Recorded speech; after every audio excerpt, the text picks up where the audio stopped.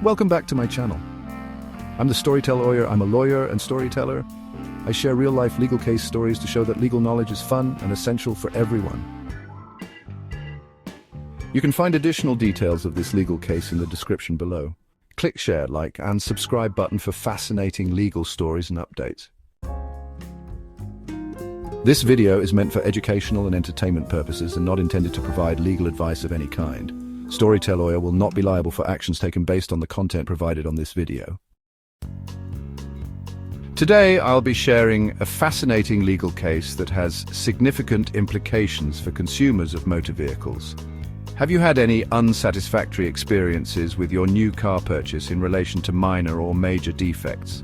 If so, this case will provide valuable insights into your consumer rights and protection. The story is about ACSR and Mazda. This case concerned Mazda and 9 individual consumers. The Mazda customers who experienced problems with their new vehicles submitted complaints to the ACSR. The vehicle models related to the case included Mazda 2, Mazda 6, Mazda CX-5, Mazda CX-5B, Mazda CX-3, and Mazda BT50 purchased between 2013 and 2017. Let's get started. In October 2019, the ACSR took legal action against Mazda. The case revolved around Mazda's dealings with 9 consumers who experienced recurring faults with their new Mazda vehicles. These issues ranged from major engine failures to safety concerns, and the consumers sought refunds or replacement vehicles. Let's break down the arguments from both sides. The ACSR argued that Mazda misled consumers about their rights under the Australian consumer law. The ACSR claimed that Mazda gave the consumers the runaround, offering only repairs instead of the refunds or replacements they were entitled to. On the other hand, Mazda contended that they acted within the bounds of the law and provided adequate remedies through repairs. The legal debate centered around 3 key elements. Number 1, consumer guarantees. Under the Australian consumer law, consumers have the right to a refund or replacement if a product has a major failure. The ACSR argued that Mazda failed to honour these guarantees. Mazda contended that they acted within the bounds of the law by offering repairs as a remedy for the faults experienced by the consumers. They argued that repairs were a sufficient and appropriate response to the issues raised by the consumers. Number 2, misleading representations.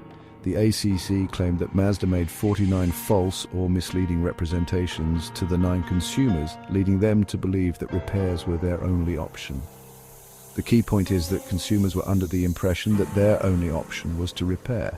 Mazda argued that there was no intent to mislead or deceive consumers. Mazda claimed that their actions were based on their understanding of the law and that they did not deliberately misrepresent the consumer's rights.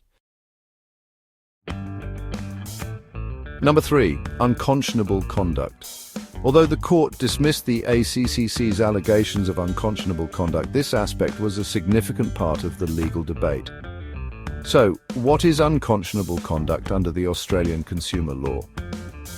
Under the ACL, unconscionable conduct refers to actions that are particularly harsh or oppressive and go against the norms of society.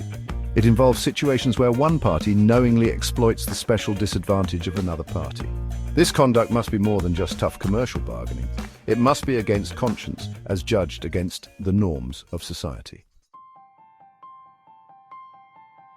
So, what did the court find? The court found that Mazda engaged in misleading and deceptive conduct by making false representations about the consumer's rights. Under the Australian consumer law, consumers have the right to a refund or replacement. The court noted that Mazda's actions fell short of the standards expected under the ACL. However, the court did not find Mazda's conduct to be unconscionable. The court dismissed the ACSR's allegations that Mazda had engaged in unconscionable conduct in its dealings with the consumers. The court determined that Mazda's behavior, although poor, did not rise to the level of being against conscience or particularly harsh and oppressive, thus not unconscionable. As a result of these findings, the court imposed several penalties and orders on Mazda. First, Mazda was ordered to pay $11.5 million in penalties for their misleading conduct. Additionally, Mazda was also ordered to pay a total of $82,000 in compensation to some of the affected consumers. Furthermore, Mazda must implement a compliance program to ensure adherence to the Australian consumer law. Lastly, Mazda was required to publish corrective notices on their website and notify dealers of the court's findings. So what can we learn from this case? The ACCC and Mazda case is a powerful reminder of the importance of consumer rights under the law and the responsibilities of businesses. Consumer guarantees under the Australian consumer law provide remedies for consumers if the product they purchase is not fit for purpose or of acceptable quality. Consumers can choose to have a product replaced, repaired, or refunded if there is a major failure. So, what is a major failure? There is a major failure if a product is not fit for purpose, cannot be fixed within a reasonable time, or is unsafe. Also, since December 2020, the Australian consumer law now provides that multiple minor failures may together amount to a major failure. In other words, 2 or more minor defects may be considered equivalent to a major defect. For those of you that are unfamiliar with what the Australian Competition and Consumer Commission is, the ACCC is an independent Australian government authority that plays a crucial role in maintaining and promoting fair competition and consumer protection in Australia.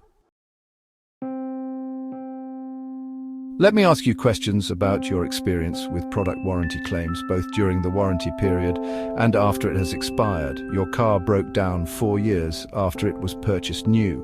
The manufacturer's warranty is 3 years. The car dealer states that the warranty is not valid as it is outside the warranty period. Do you still qualify for a warranty? According to the ACL, most likely yes, depending on conditions. How well do you understand your rights under the law? Leave comments below.